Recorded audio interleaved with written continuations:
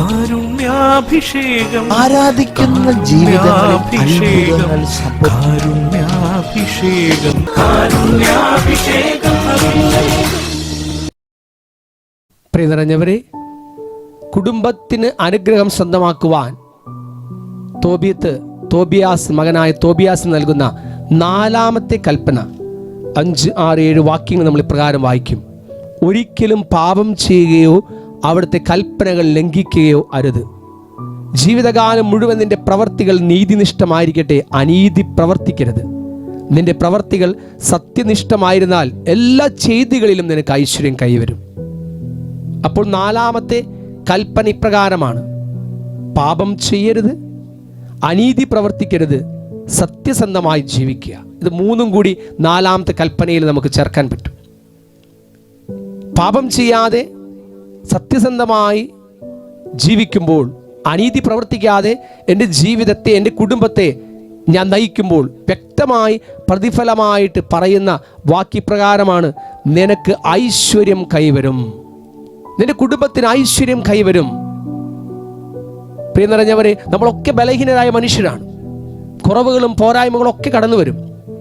നീ പാപം ചെയ്യരുത് എന്ന് പറയുമ്പോൾ ആ ബലഹീനത കൊണ്ട് കടന്നു വരുന്ന തെറ്റുകളെ അപ്പോൾ തന്നെ നമ്മൾ അനുതപിച്ച് ഏറ്റുപറഞ്ഞ് ആ പാപത്തിൽ നിന്ന് വിടുതൽ പ്രാപിക്കുവാൻ, വിമുക്തി പ്രാപിക്കുവാനുള്ള ഒരു തീഷ്ണത കൂടി എൻ്റെ ഉള്ളിൽ നിറയണമെന്നാണ് അതിൻ്റെ അർത്ഥം.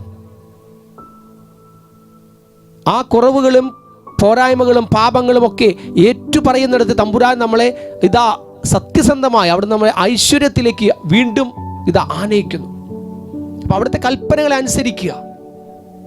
ആ അനുസരണം നമ്മുടെ ജീവിതത്തിൽ അനുഗ്രഹമായി മാറുമെന്ന് വചനം സാക്ഷ്യപ്പെടുത്തുന്നു.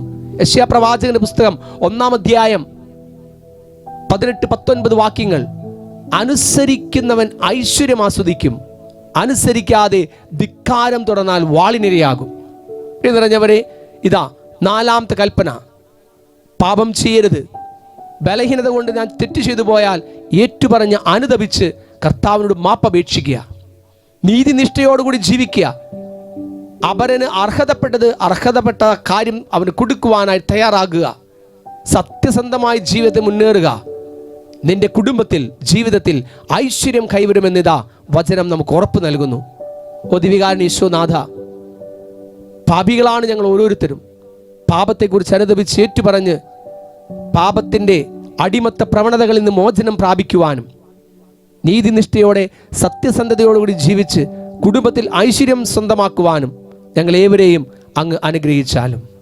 യേശുവേ നന്ദി. Thank you Jesus. Praise you Jesus. Love you Jesus. യേശുവേ നന്ദി. യേശുവേ സ്തുതി. യേശുവേ സ്തോത്രം. കുടുംബാനുഗ്രഹത്തിന് അങ്ങ് ഞങ്ങൾക്ക് നൽകുന്ന ഈ തോബീത്ത് കുടുംബത്തിൻ്റെ ജീവിതത്തിൽ തോബിയാസിന് കൊടുക്കുന്ന ആ നിർദ്ദേശങ്ങൾ ഞങ്ങളുടെ ജീവിതത്തിൽ അനുസരിച്ചുകൊണ്ട് ഞങ്ങളുടെ കുടുംബങ്ങളും അനുഗ്രഹമായി തീരുവാനായിട്ട് കർത്താവേ ഞങ്ങൾ ഓരോരുത്തരെയും അനുഗ്രഹിച്ചാലും. ദിവ്യകാരുണ്യ ഈശോനാഥ, ഞങ്ങൾ ഓരോരുത്തർക്കും അങ്ങനെ കൃപയും അനുഗ്രഹവും സമൃദ്ധമായിട്ട് വർഷിച്ചാലും.